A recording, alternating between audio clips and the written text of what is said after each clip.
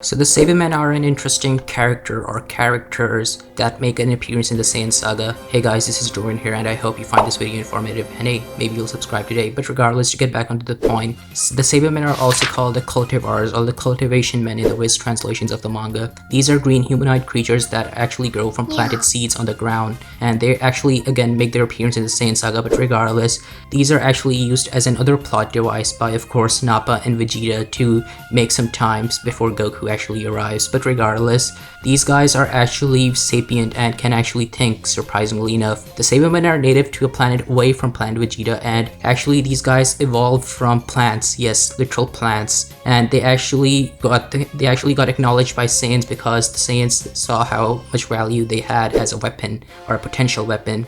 Now, these guys are extremely rare and they're very valuable because harvesting their bulbs is very different, and only a few Saiyans are able to handle them since these guys are very wild and may attack their handler. And in that regard, it's important to mention that Vegeta and Nappa are lucky because the Saibamen those guys had were actually special, and these were actually trained and tamed Saibamen, and their power levels were also higher than the normal Saibamen. And yeah, the power level of the Saibamen used by Vegeta and Nappa against the Z fighters was around 1200. But regardless, to get back into the lore, the Saibamen were actually used by Saiyans as a training weapon mainly, and also something to launch attacks with. But regardless, after Frieza colonized planet Vegeta, and he actually also took control of the Saibamen, and the Saibamen became the main training partners for the members of the Frieza force. And we actually also see a kid version of Vegeta when he's about 5 years old actually take on 5 of these guys with ease, and Vegeta completely annihilates them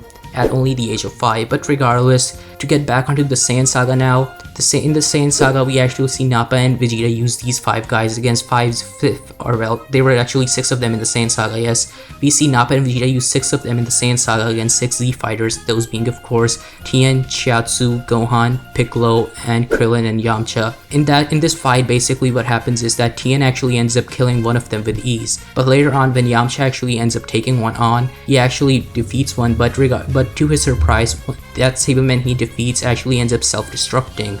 Later on, of course, what happens is that, as we may guess, Krillin takes on 2 of them and Piccolo takes on 3 of them, and they actually end up winning that fight.